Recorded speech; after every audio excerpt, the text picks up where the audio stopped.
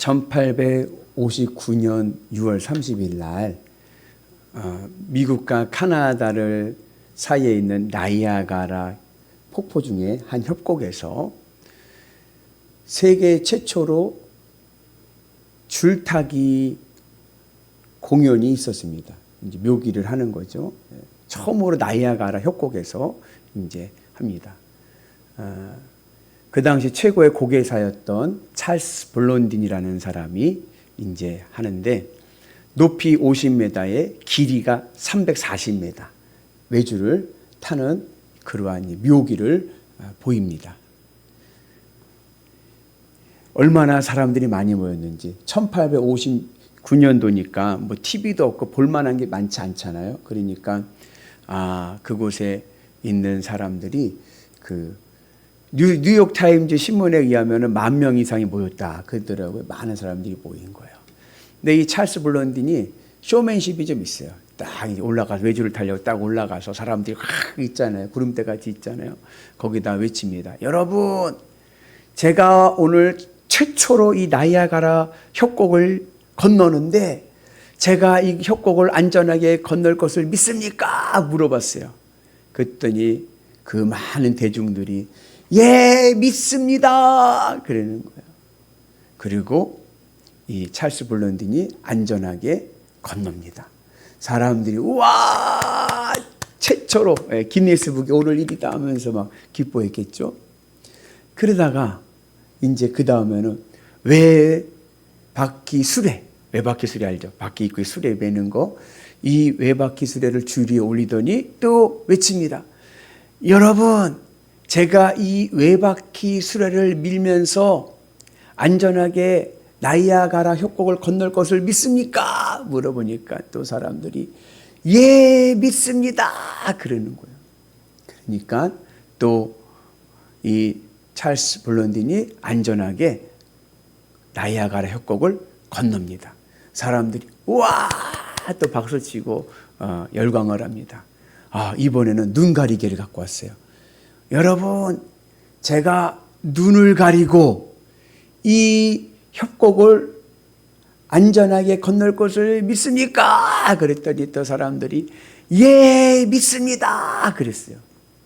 정말 눈을 가리고 그 외주를 타고 그 협곡을 건넜습니다.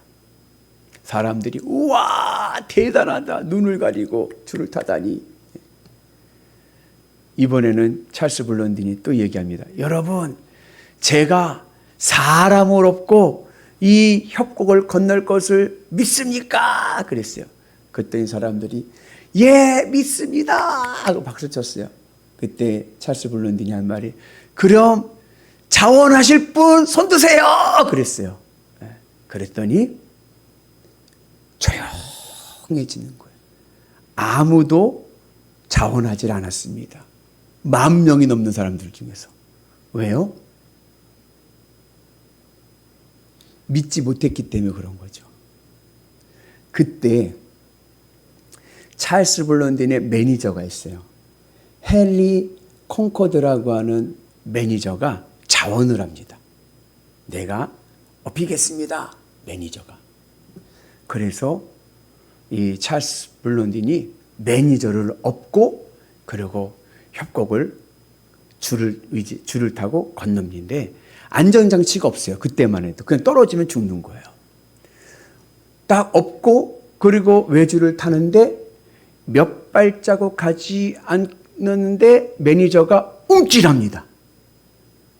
그렇겠죠. 이게 막 줄을 이렇게 타니까 움찔했겠죠. 힘을 줬겠죠, 몸에. 그때 찰스 블론딘이 하는 말이 힘을 빼. 균형을 잡으려고 하지 마. 네가 균형을 잡으려고 하면 우리 둘 다 죽어. 힘을 빼고 나에게 맡겨. 이제 너는 내 몸의 일부가 되는 거야. 매니저가 힘을 빼고 모든 걸 찰스 블론딘에게 맡깁니다. 그리고 찰스 블론딘이 안전하게 그 협곡을 건넙니다. 여러분, 믿음이라는 것은 말로만 예 믿습니다로 되는 게 아니라 힘을 빼고 내가 균형을 잡으려고 하는 게 아니라 하나님께 엎혀서 하나님이 인도하시는 대로 하나님과 함께 가는 겁니다. 내가 뭐라고 움찔움찔 이거 위험할 것 같은데, 이렇게 가면 위험할 것 같은데 하나님, 그게 아니라 그냥 맡기세요. 힘을 빼. 네가 균형을 잡으려고 하지 마. 이제 너는 내 몸의 일부야. 하나님 앞에 엎혀갈 때에 하나님이 인도하시는 은혜와 복을 누릴 줄로 믿습니다. 그래서 우리가 복을 받는 비결은 뭐냐? 하나님께 엎혀서 힘을 빼고 하나님이 인도하시는 대로 가면 그곳에 놀라운 복의 은혜가 있고, 그 복은 나에게만 이루어지는 복이 아니라 우리의 자녀들에게도 흐르는 놀라운 축복의 역사가 될 줄로 믿습니다. 그 대표적인 예가 오늘 우리가 잘 아는 믿음의 조상 아브라함입니다. 아브라함이 하나님 앞에 엎혀서 하나님 인도하시는 대로 그냥 하나님과 하나가 돼서 동행하니 그의 삶이 복되고 그의 자손들이 잘 돼서 이삭과 야곱과 요셉의 하나님 복이 흐르는 역사가 일어난 줄로 믿습니다. 오늘 우리에게도 그러한 은혜의 복을 누리는 귀한 시간 되기를 주의 이름으로 축복합니다. 여러분, 아브라함의 아버지가 누군지 아세요? 아브라함의 아버지의 이름은 데라입니다. 여러분, 아브라함은요, 믿음의 명문가문입니다. 족보상, 성경에 기록된 족보상 아브라함은 노아의 10대 종손입니다. 10대 장손인 거예요. 그러니까는 이 아브라함의 가문은 믿음의 명문 가문입니다. 믿음의 뿌리가 있는 가문인 거예요. 그런데 그 믿음의 뿌리가 있는 이 가문이 처음부터 믿음이 좋았던 것은 아닙니다. 오늘 그 모습이 그의 아버지 데라에게서 나타납니다. 여러분, 노아가 믿음의 아브라함이 노아의 10대 종손이면 데라는 노아의 몇 대일까요? 9대 종손이잖아요. 믿음의 뿌리가 있었는데 데라는 그렇게 믿음의 사람이 되지를 못했습니다. 여러분, 인생살이가요, 쉬운 게 없어요. 그죠? 제가 이렇게 성도님들 이야기 들어보면은 다들 책 12권을 쓰시겠더라고. 인생살이가. 데라의 인생도 마찬가지입니다. 데라도 인생이 만만한 인생이 아니었습니다. 근데 데라의 인생에서 가장 큰 시련은 어디로부터 왔느냐? 이게 자식으로부터 왔습니다.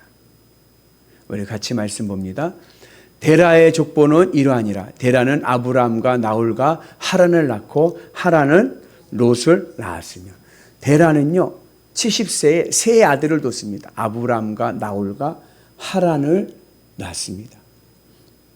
그런데 데라의 인생이 가장 힘들고 어렵게 꼬이게 된 것은 어디서부터냐? 이 막내 하란으로부터 옵니다. 하란이요, 아직 형들이 결혼하지 않았는데 애를 낳았어요. 지금은 그렇지 않지만 예전에 우리나라도요, 결혼을 하려면요, 어떻게 했어요? 위에서부터 순서대로 했죠. 그죠? 네. 과거 아브라함 시대 때는 그게 더 고착됐죠. 그래가지고 형들이 결혼하지 못하면 동생들도 결혼을 못했습니다. 그 대표적인 예가 야곱 이야기에서 나오죠. 야곱이 장조건을 훔치고 외삼촌 집에 가서 살 때에 누구랑 눈이 맞았냐면 둘째 라헬하고 눈이 맞았어요. 라헬을 사랑하게 됐습니다. 그래서 라헬과 결혼하는 조건으로 7년 동안 머슴을 삽니다. 머슴을 살면서 7년 동안 고생해가지고 라헬과 결혼을 하게 됐는데, 결혼식을 유대인들은 밤에 하거든요. 더우니까. 밤에 결혼식을 하고 첫날 밤을 지내고 아침에 일어나서 봤더니 언니인 거요, 레아. 그래가지고 야곱이 외삼촌이자 장인어른이 라반에게 가서 따지죠. 아니 왜 나하고 약속한 라헬과 결혼시켜야 되는데 왜 레아랑 결혼시켰냐면서 이제 이야기를 하죠. 그때 라반이 하는 말이 우리 지방에는 동생이 먼저 결혼하는 경우는 없다. 그래요. 그 말에 야곱이 어때요? 아무 말을 못해요. 왜요? 그게 관습이었거든요. 그래서 어떡합니까? 다시 7년을 약조하고 그리고 동생과 결혼을 하게 되죠. 그 당시만 해도 그렇게 엄격했는데 형 아브람과 나홀이 결혼하지 않았는데 그러면 하란도 결혼했을까요? 안 했을까요? 결혼을 안 했죠. 결혼한 이야기는 나중에 다음에 나옵니다. 다음 절에.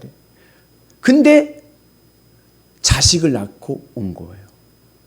이 자녀가 어머니의 이름은 나오지도 않습니다. 라반이 어떠한 여인과 아이를 낳는지 그 여인의 이름도 나오질 않습니다. 그냥 하란이 롯을 낳았다. 이거를 그냥 극단적으로 그냥 얘기하면요. 어쩌면 하룻밤에 엔조이를 난지도 몰라요. 여러분 믿음의 명문 가문입니다. 노아의 종손 집안입니다.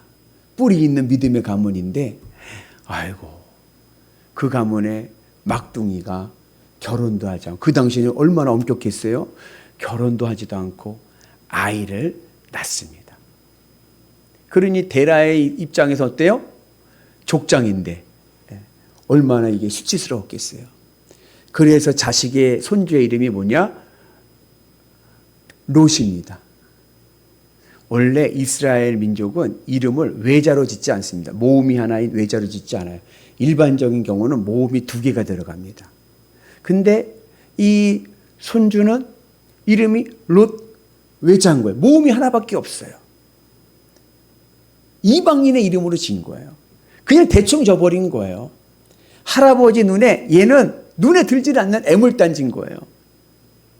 저희 할머니 이름이 조오순입니다. 오순이 할머니. 왜 조오순일까요? 5번째 딸이니까 오순인 거예요. 1순위, 2순위, 3순위, 4순위, 5순위요. 제가 1순위, 2순위, 3순위 할머니 모르는데 4순위 할머니는 알아요. 같은 마을에 살았으니까.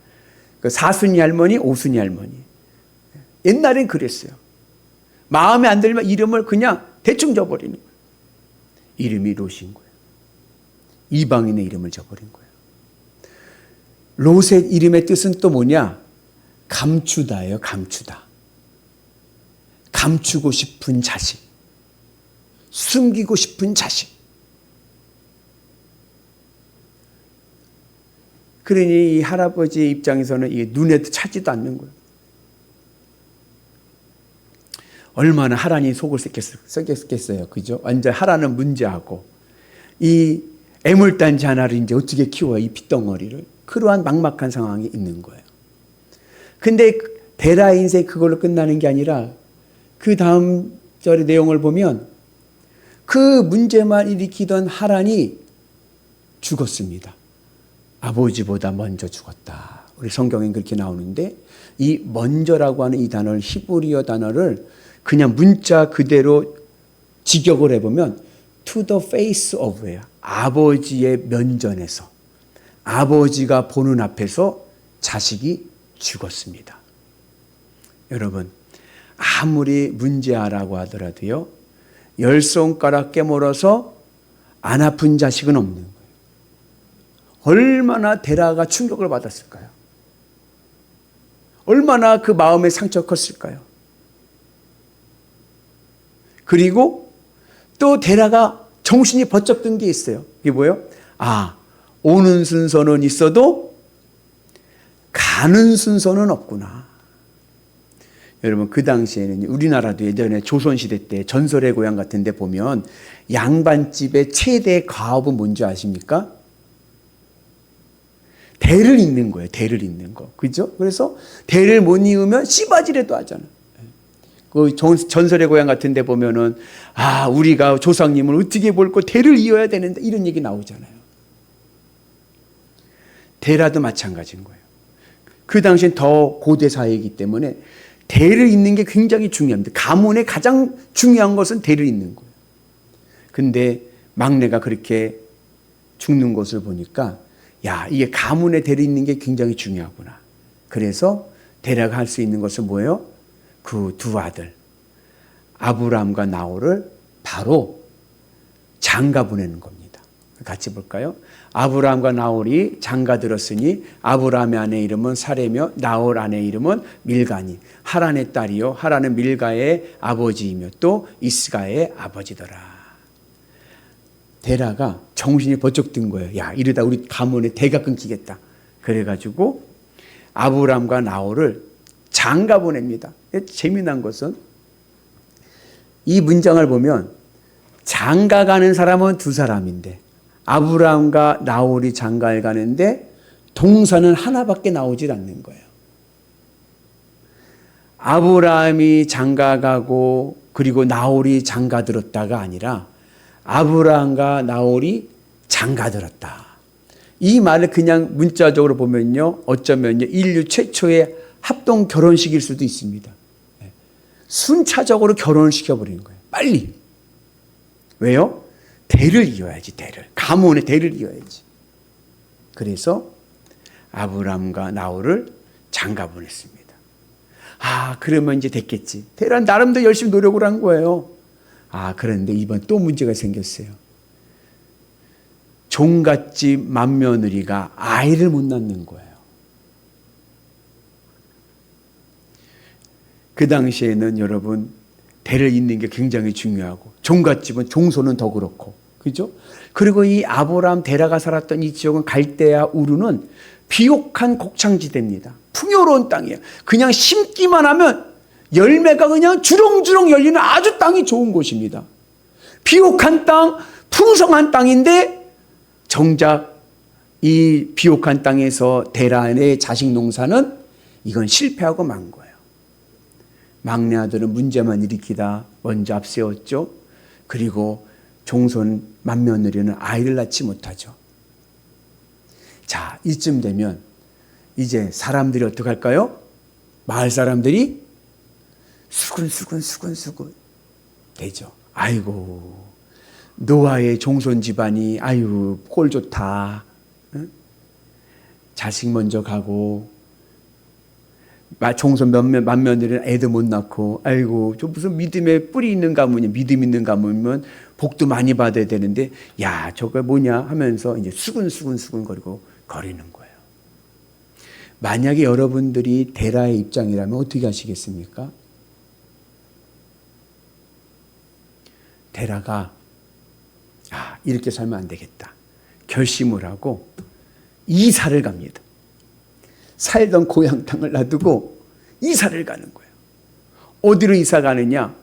저 멀리 도시, 그 당시 대도시, 교통의 요충지고 상업과 문화가 발달된 하란이라는 곳으로 이사를 갑니다. 거리가 얼마냐? 서울에서 베이징 넘어서까지의 거리입니다.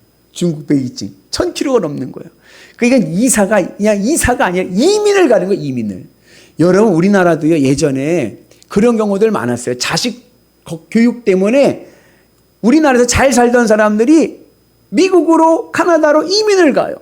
그죠?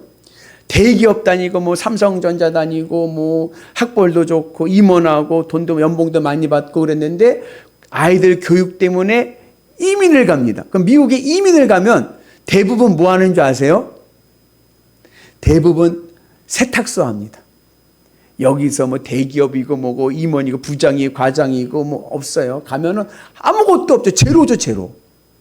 한국에서의 경력은 쳐주지를 않는 거예요.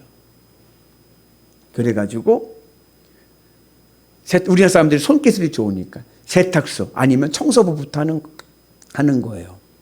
마찬가지로 여러분 데라가 다 정리를 했어요. 정리하고 이민을 갔어요. 저 도시 대도시로 이민을 갔어요.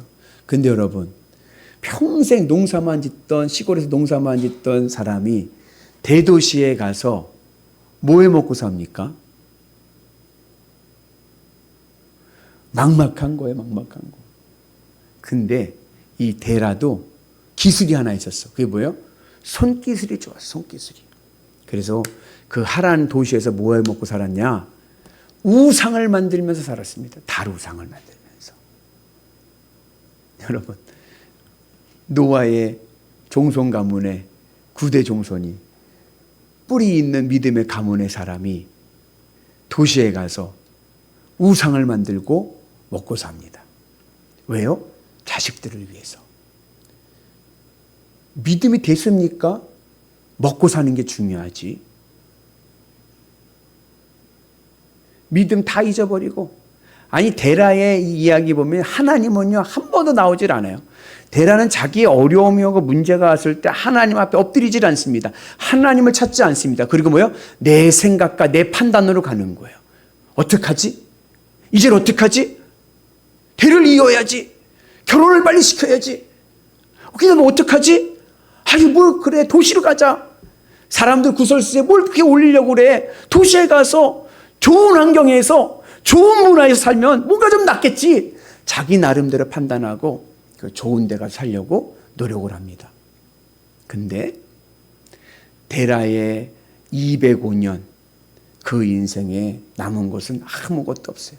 데라가 나름대로 생각하고 판단하고 자기 입장에서 좋은 길로 간다. 심지어 믿음까지 포기하고 갔지만 데라에겐 여전히 롯은 애물단지였고 사레는 자녀가 없었습니다.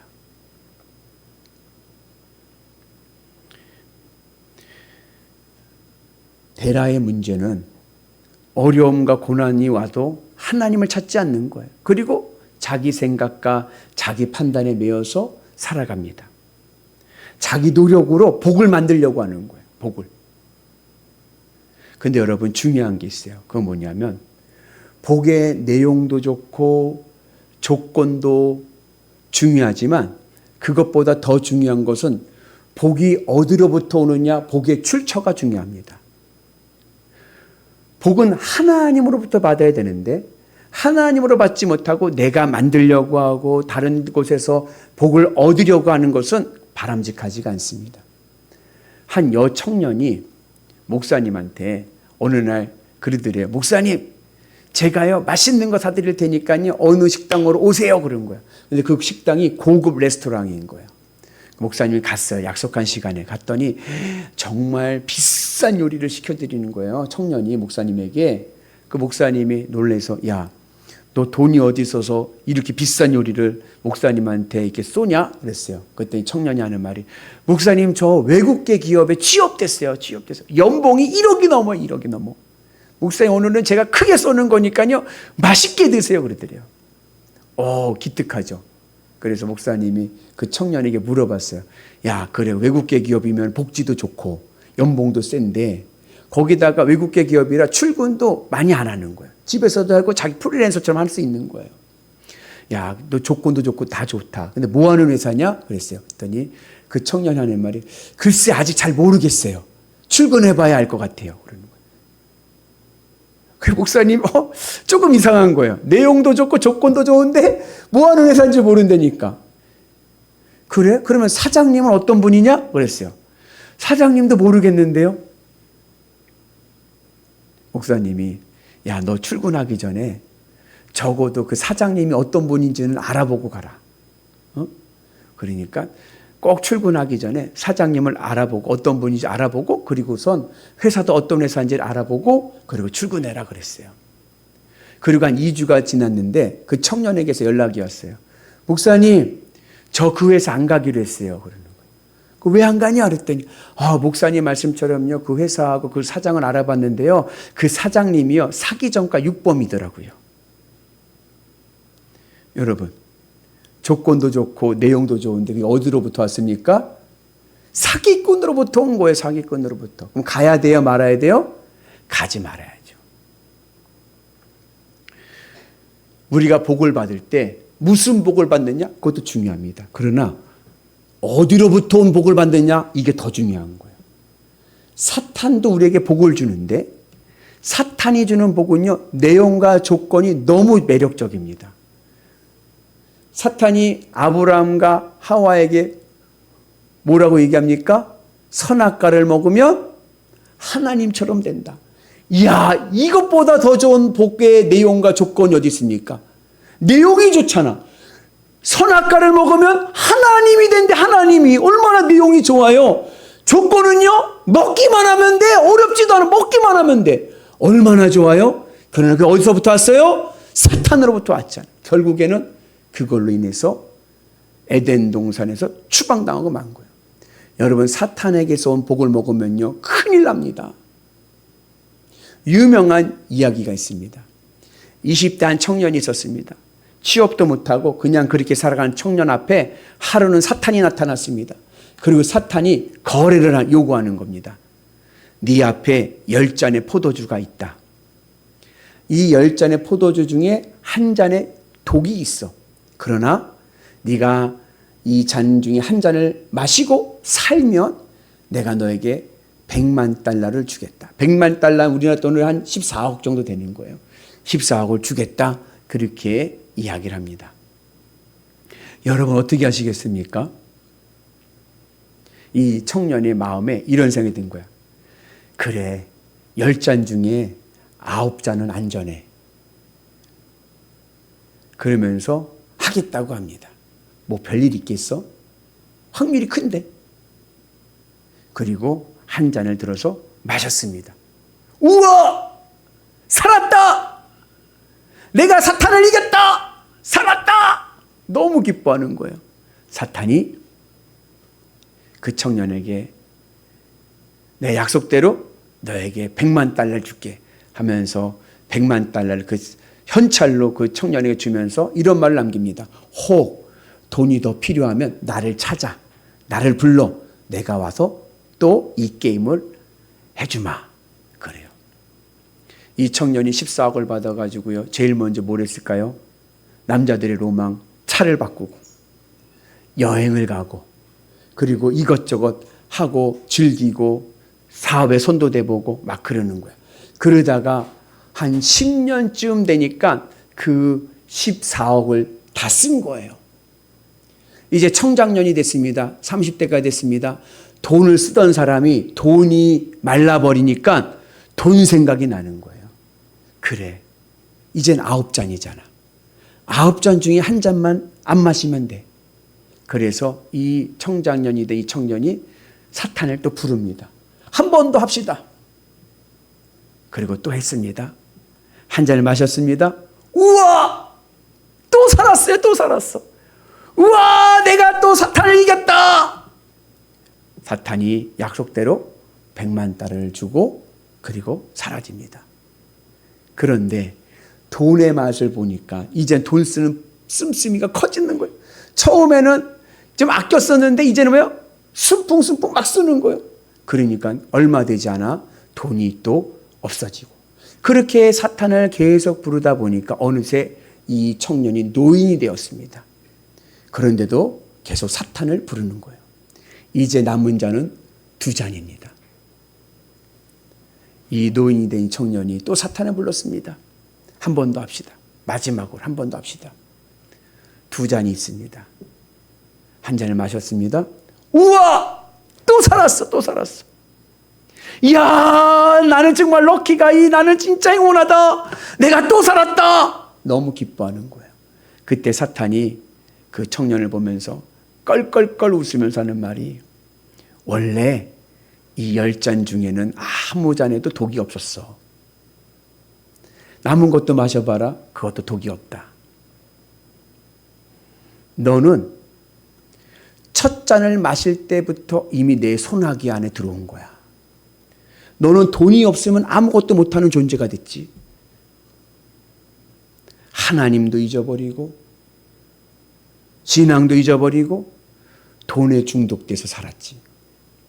이제 네가 갈 곳은 나와 함께 지옥 가는 것밖에 없지. 네가 이긴 게 아니라 내가 이긴 것이다. 여러분, 사탄이 주는 복은요, 매력적입니다. 내용도 좋고요, 조건도 좋습니다. 그러나 그 출처가 사탄으로부터 온 것은 절대로 받으면 안 되는 거예요. 아무리 복이 좋다고 해서. 인간은요, 복을 좋아하게끔 하나님께서 창조하셨습니다. 그래서 인간이 창조되고 나서 하나님께서 하신 첫 번째 말씀이 복을 주사 생육하고 번성하고 충만하고 정복하고 다스려라. 그렇다고 해서 사탄이 주는 복, 우상이 주는 복, 점집이 주는 복, 굿이 주는 복, 뭐 부적이 주는 복이라고 해서 다 받으면 안 되는 거예요. 그러면 마지막 가는 길은 심판의 자리밖에 없습니다. 하나님이 주시는 복은 때로는 작아 보일 때가 있습니다. 에게 하나님 요거밖에 안 주세요? 그러나 작아 보여도 하나님으로부터 주시는 복은요, 능력이 있습니다. 그 복이 내 삶을, 또 내 자녀를, 우리 가문을 복되고 아름답고 창대케 하실 줄로 믿습니다. 오늘 아브라함은요, 데라와는 다릅니다. 데라의 일생 205년의 일생이 하나님을 찾지를 않아. 그냥 자기 생각대로, 자기 마음대로. 그러나 아브라함은 달랐습니다. 아브라함은 하나님의 말씀에 귀 기울이고 하나님의 인도하심 속에 살아갑니다. 어느 날 하나님께서 아브라함을 찾아오셨습니다. 여러분, 이제 먹고 살만하니까. 데라가요, 우상 만들 돈을 제법 많이 벌었어요. 이제 돈도 많이 벌고 아파트도 사고 집도 사고 이제 좀 살만한데, 도시에서 얼마나 살기 좋아, 환경도 좋고. 근데 하나님께서 컬링 부르시는 거예요. 그러면서 뭐라고 하시냐면, 내가 가라고 하는 곳으로 가라. 목적지도 알려주지 않으세요. 그냥 내가 가라는 곳으로 가라.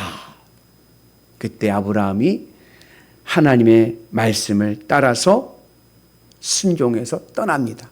그때 아브라함에게 주신 하나님의 말씀이 있습니다. 우리 같이 봅니다.